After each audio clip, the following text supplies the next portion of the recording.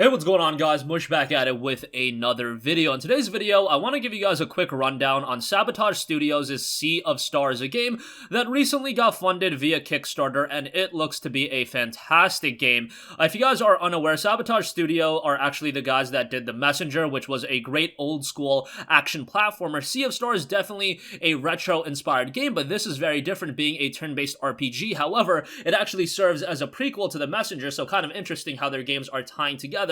Issue being with this game, it's not going to release until 2022. However, it looks like such a great game that I do want to bring some attention to it, and I'm very happy to see it get funded on Kickstarter. They actually blew through what they were trying to get. They were trying to get $92,000, $220. They ended up raising, as of right now, they still got 25 days to go, over $220,000. So great to see that, and people coming out and supporting games like this. But the game itself looks fantastic. If you are a fan of old school RPGs, games like Chrono Trigger, games like the older Final Fantasies, I feel like this is going to be a title that is going to be right up your alley. As noted on the Kickstarter, Sea of Stars is a turn-based RPG inspired by the classics, a prequel story set in the Messenger's universe. It tells the story of two children of the solstice who will combine the powers of the sun and moon to perform eclipse magic, the only force capable of fending off the monstrous creations of the evil alchemist known as the Fleshmancer.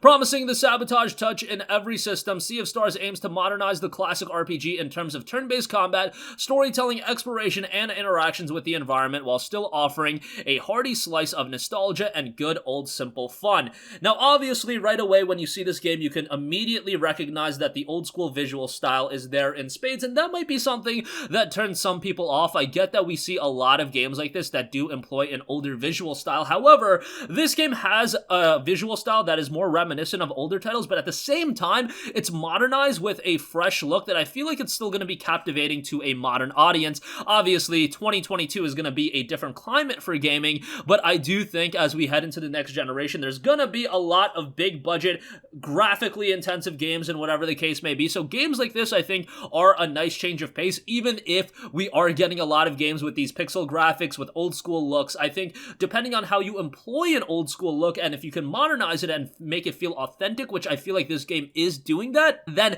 that's something that I can get all over, and I feel like the art design is fantastic. As far as gameplay, it does tout engaging turn-based combat. Combat gameplay includes active player input during attack animation, timed hits, multi-character combo attacks, boosting, and strategic defense options to hinder enemies while they are channeling powerful attacks or spells for a more immersive experience. There are no random encounters or transitions to separate battlefields, and no grinding. Both navigation and combat happen in the same environment. You also have an unshackled traversal system. You can swim, climb, vault, jump, or hoist up ledges as you run through the world with navigation system based on platformer expertise that breaks free from the classic bound to the grid tile-based movement. So obviously, these guys have some experience with great platformers. The Messenger was exactly that, and it looks like they're employing that expertise in Sea of Stars as well, which is cool to see. Even though this is very much a different game than the aforementioned Messenger, at the same time, they're trying to offer you some sort of experience similarities between the two games, which I think is always going to be cool. Obviously, from a visual style, you can make some comparisons as well,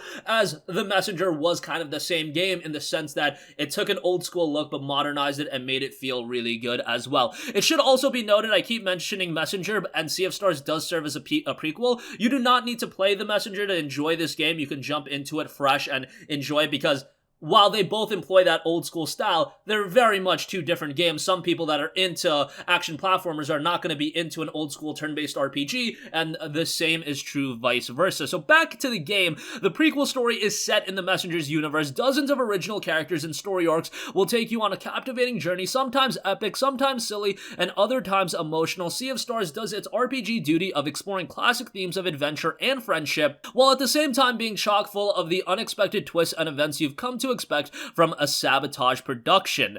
Full-on dynamic lighting as well. Again, these visuals are fantastic in my opinion. Our custom-made render pipeline allows the creation of a breathtaking world come to life by pushing the limits of 2D pixel art games. Again, the idea of, oh, this is just a copy and paste 2D pixel art style, that's not necessarily the case, and I feel like the majority of developers that are using this kind of art style and going for an older school look, they understand that to differentiate themselves, they do have to offer something new. They do have to offer something unique, even in the sense of it being an older style game.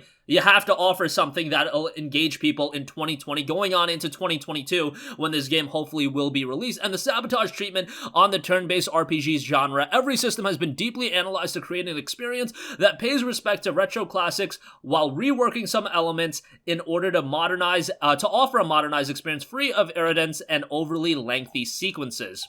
Again, if you're a fan of RPGs, it's a full-fledged RPG that adventure promises intrigue, perils, and wonders. Those familiar with the previous works may recognize a few faces and get meaningful insight on some origin stories, as well as hints towards the bigger picture of the universe we aim to develop with each of our games, which is really interesting to see, given the fact that they are creating this in-depth universe. However, these games are very much different from one another, but they're all going to connect together, and be their own standalone experience. If you do want to enjoy one of these games as a standalone title, you can do that, but if you also want to go deeper and explore the lore of what they're going for, that's pretty cool that they're offering that as well. And one thing I do like, turn-based combat is one thing. I love the fact that they're doing no random encounters and no separate battlefield. Immersion is a top priority, and combat is initiated by physical contact with an enemy, and battles take place in the same field as navigation seamlessly with no loading or transition. No grinding as well, which for a turn-based RPG, an old-school turn-based RPG, that is a modernization element that I am going to be all over. Character progression in Sea of Stars flows naturally along with the story without the need for any grinding. This concept is supported by a combat system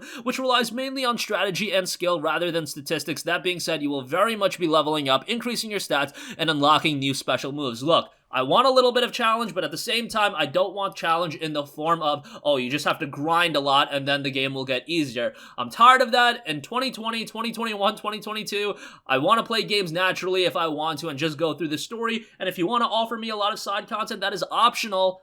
By all means do that, but also let me go through the game at my own pace. And if that means rushing through the game, I should be able to do that. Offer different difficulty options, if anything, but that's just my opinion on everything. There's also a lot of depth to the gameplay. You've got different synergies that'll build momentum and effects over a few round timed hits. You've got spell breaking, and of course, no RPG would be complete without the big bosses, and Sea of Stars is no exception for bosses. They're looking at breaking the potential linearity of rinse and repeat for X amount of rounds to win. Each boss will present different attack patterns to learn, evolving through manually scripted phases and special events that'll offer unique battles with all of them. That's pretty cool as well. If you guys want to back the project, again, the game is happening. They already funded way more than they need, but all of the funding options are in Canadian. You can pledge $25 or more, that's about $18 US, and you'll end up getting a digital copy of Sea of Stars for PC or console, backer exclusive HD wallpaper, digital art book, exclusive permanent backer title on your Discord, on their Discord I should say,